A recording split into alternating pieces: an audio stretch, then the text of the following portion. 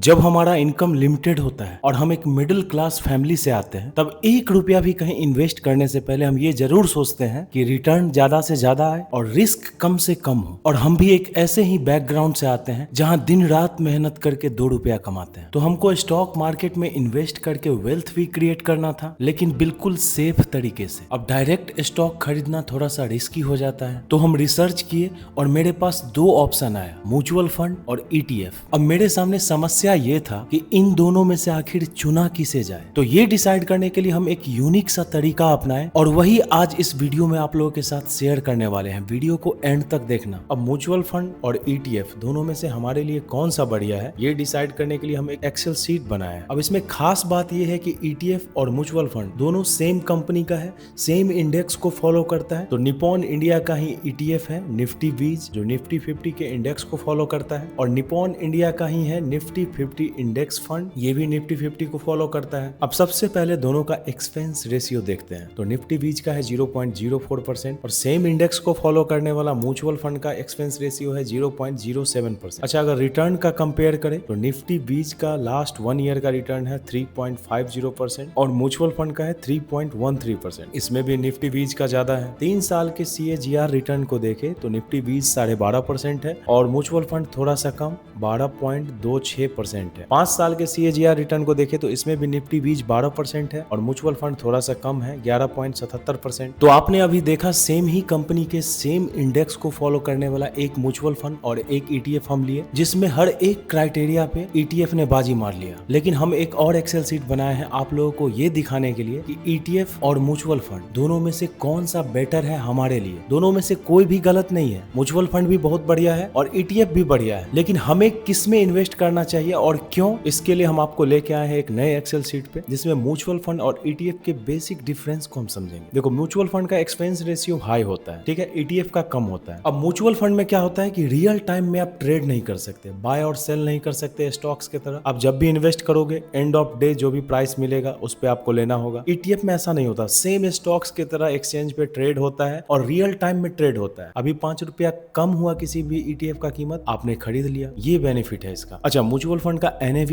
End of the day calculate होता है, लेकिन ETF का मार्केट आवर में अपडेट होता रहता है। इसको हम ऐसे समझ सकते हैं कि मान लो आज स्टॉक मार्केट ओपन हुआ, ठीक है, और लगभग 1% गिर गया। अब हमको निफ्टी 50 में इन्वेस्ट करना है तो 1% डाउन में हम खरीदेंगे अगर ETF में इन्वेस्ट करते हैं तो। अब मान के चलो मार्केट धीरे धीरे बढ़ना शुरू हुआ और 3:30 बजे जब मार्केट क्लोज होता है, उस टाइम में मार्केट ने रिकवरी किया और 0.50% ही गिरा रह गया नीचे। तो अगर हम निफ्टी 50 के म्यूचुअल फंड को खरीदते हैं तो उसमें हमें 0.5% का लॉस होगा, क्योंकि जब मार्केट क्लोज होता है उस क्लोजिंग प्राइस पे उसका NAV तय होता है। तो ETF में सबसे बड़ा बेनिफिट पर्सनली जो हमको फील होता है कि इसमें हमें फ्रीडम मिलता है, जब भी मार्केट औंधे मुंह गिरता है हम उसमें इन्वेस्ट कर सकते हैं, सस्ता में खरीदने का मौका मिलता है। हो सकता है कि म्यूचुअल फंड में भी मिल जाए, लेकिन हमेशा ये जरूरी नहीं है। अच्छा, म्यूचुअल फंड में एक बहुत बड़ा बेनिफिट ये मिलता है हमें कि यहाँ पे एक एक्टिव फंड मैनेजर होता है, लेकिन ETF में ऐसा कुछ भी नहीं होता। मीन्स इसको ऐसे समझ सकते हैं कि म्यूचुअल फंड एक ऐसा कार है जिसमें हमने ड्राइवर को रखा है, वो अपने हिसाब से कार को चलाएगा, किस रास्ते से निकलना है हमें, जहाँ ट्रैफिक कम मिले, जहाँ हम जल्दी पहुंच जाए। लेकिन ETF में सेल्फ ड्राइविंग होता है, हमें सारा डिसीजन खुद लेना पड़ता है। और यही रीजन है कि कुछ म्यूचुअल फंड बहुत ही अच्छा रिटर्न देते हैं, हमेशा बेंचमार्क को बीट करते आए हैं, लेकिन ETF में ऐसा नहीं होता। ETF हमेशा एक इंडेक्स को फॉलो करता है। अच्छा, म्यूचुअल फंड में एक और सबसे बड़ा बेनिफिट है कि यहाँ पे हमें एक्सचेंज चार्जेस कुछ भी नहीं लगता है, क्योंकि ये एक्सचेंज पे ट्रेड नहीं होता है। और ETF में हमें एक्सचेंज चार्जेस हमेशा देना पड़ता है हर बाय और सेल पे, क्योंकि ये सेम स्टॉक की तरह ट्रेड होता है। म्यूचुअल फंड का एक और बेनिफिट है कि यहाँ हमें कोई डीमेट अकाउंट की जरूरत नहीं पड़ती। अगर डीमेट अकाउंट है तो बढ़िया है, नहीं है फिर भी आप म्यूचुअल फंड खरीद सकते हैं, लेकिन ETF में आपको डीमेट अकाउंट होना ही चाहिए। म्यूचुअल फंड का एक और बेनिफिट है कि ये बिगिनर फ्रेंडली है, इसमें आपको स्टॉक मार्केट की समझ ना भी हो तो अच्छा सा म्यूचुअल फंड सर्च करके फिल्टर आउट करके आप इसमें सीधा इन्वेस्ट कर सकते हैं। लेकिन ETF में आपको थोड़ा बहुत समझ तो होना चाहिए इन्वेस्टिंग का। तो फाइनल कंक्लूजन हमारा ये निकला कि ETF और म्यूचुअल फंड दोनों ही बेहतर तरीका है स्टॉक मार्केट में इन्वेस्ट करने का अगर आप बिगिनर हैं। ईटीएफ का परफॉर्मेंस थोड़ा सा बढ़िया रहता है म्यूचुअल फंड से, क्योंकि इसका एक्सपेंस रेशियो कम होता है, लेकिन हम म्यूचुअल फंड के बदले ईटीएफ को इसलिए चुने क्योंकि सबसे बड़ा बेनिफिट जो हम डे वन से कहते आए हैं ईटीएफ में हमको फील होता है वो है फ्रीडम, बाय और सेल करने का फ्रीडम। सारा कंट्रोल हमारे हाथ में होता है। जब मन किया सस्ते में खरीदा, जब मन किया महंगे में बेच दिया। कई लोग तो स्विंग ट्रेडिंग भी करते हैं ईटीएफ में। ये चीजें हमें म्यूचुअल फंड में नहीं मिलती है। बाकी अगर आप जरा सा भी एक्टिव इन्वेस्टर हो और स्टॉक मार्केट का थोड़ा बहुत भी समझ है तो ईटीएफ में इन्वेस्ट कर सकते हो। लेकिन अगर आप डिसिप्लिन्ड इन्वेस्टर हो, आपको कोई लेना देना नहीं है स्टॉक मार्केट से, आप बस इन्वेस्ट करके आराम से सोना चाहते हो रिलैक्स होकर, तो आप म्यूचुअल फंड की तरफ जा सकते हो। तो जब मेरे सामने ये क्लियर हो गया कि हम ईटीएफ में ही इन्वेस्ट करेंगे, तो वहाँ इन्वेस्टिंग करने के बाद आज मेरा पोर्टफोलियो लगभग 20,000 का है।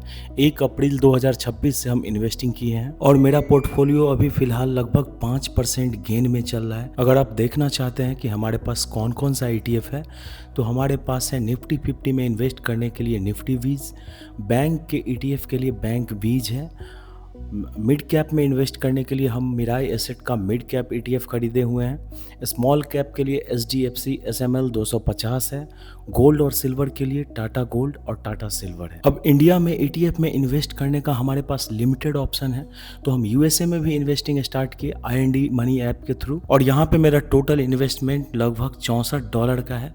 कमोडिटी का ईटीएफ हम सिर्फ खरीदे हुए हैं, जैसे copper, platinum, energy and oil sector का ईटीएफ और लास्ट में यूरेनियम। मेरा सिंपल सा स्ट्रेटजी है, टोटल इनकम को हम 2 भाग में बांटते हैं। 50% अपने दुकान में, अपने बिजनेस में वापस से री इन्वेस्ट कर देते हैं, क्योंकि मेरा दुकान ही मेरा बेस है और मेन अर्निंग सोर्स है, और यहाँ पे हम बाय और सेल करके ट्रेडिंग करके साल का 200 से 300% कमा सकते हैं। बाकी का 50% जो बच गया उसमें से 25% हम एक इमरजेंसी फंड में डाल रहे हैं 1 अप्रैल से, और बाकी का 25% इंडिया और यूएसए के ईटीएफ में इन्वेस्ट करते हैं। साथ में हम खेती भी करते हैं और यूट्यूब पे वीडियो भी बनाते हैं। तो फार्मिंग और दुकान पे व्यस्तता होने की वजह से हम ठीक से वीडियो नहीं बना पा रहे हैं, इसके लिए माफ कीजिएगा। नेक्स्ट वीक से हम कोशिश करेंगे सही तरीके से वीडियो बनाने का और पूरा अपडेट आप लोगों के साथ शेयर करने का। बाकी वीडियो अगर अच्छी लगी हो तो चैनल को सब्सक्राइब कर दे मियां। तब तक के लिए टाटा बाय बाय।